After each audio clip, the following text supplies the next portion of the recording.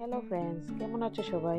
আশা করি সবাই ভালো আছো। তো ফ্রেন্ডস, আজকে আমি আরেকটা ভিডিও নিয়ে চলে এসেছি। আজকে আমি বানাবো মসুর ডালের বড়া করে একটা অন্যরকম একটা গ্রেভিও ঠিক বলবো না, মানে ফ্রাই টাইপ।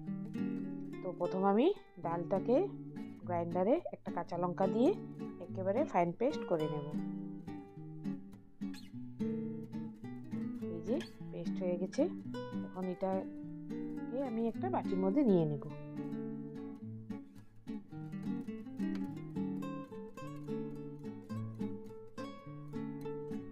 তারপর এটার মধ্যে আমি দিয়ে দেব স্বাদ মতন নুন,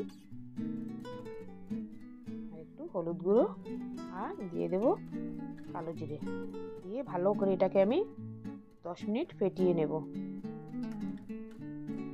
এর উপর থেকে দিয়ে দেব একটু অরিগেনো। এটা অন্য ধরনের বানাবো, তাই একটু অরিগেনো দিয়েছি।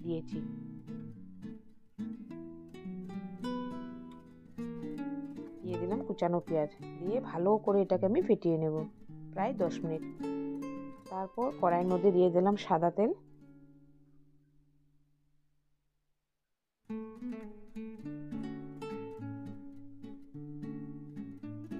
তেলটা গরম হওয়ার পর দিয়ে দেব পেস্টগুলোকে, এভাবে দিয়ে দেব। এভাবে পুরো পেস্টটাকে আমি বানিয়ে নেব। এই যে হয়ে গেছে, রেডি। এখন আমি একটা প্যান বসিয়ে নেব।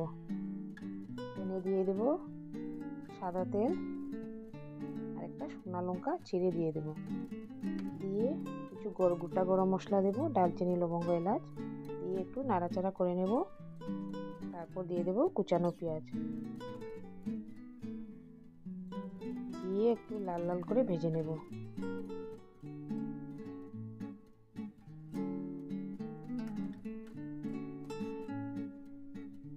লাল লাল করে ভাজা হয়ে গেছে।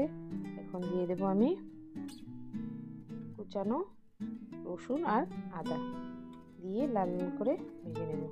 ভাজার পর আমি টমেটো আর পেঁয়াজটাকে এইভাবে কেটেছি, দিয়ে এটাকে নাড়িয়ে নেব ভালো করে।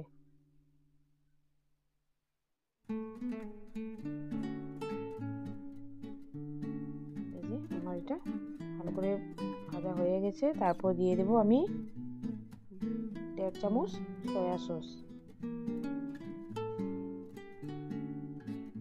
দিয়ে দেব, আর দিয়ে দেব বড় চামচে 1 চামচ টমেটো কেচাপ।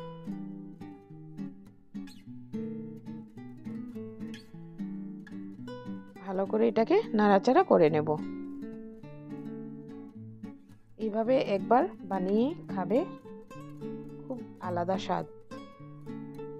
তো এখন আমি বড়াগুলোকে এর মধ্যে দিয়ে দেব। দিয়ে এটাকে আমি 5 মিনিট কম আঁচে ঢেকে রাখবো। এই যে ঢেকে রেখেছি। তারপর আমি দিয়ে দেবো ওর মধ্যে একটু সামান্য পিৎজা সস দিয়ে একটু নাড়াচাড়া করে নেব। করার পর উপর থেকে আবার অরিগেনো ছিটিয়ে এটাকে নামিয়ে নেব।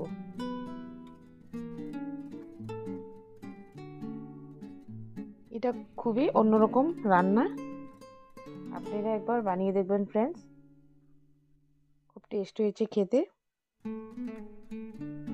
এই যে হয়ে গেছে আমার, তো আমি নামিয়ে নিয়েছি। তো ফ্রেন্ডস, আমার ভিডিওটা যদি ভালো লেগে থাকে তাহলে like, comment, share and subscribe করে দেবেন। ধন্যবাদ।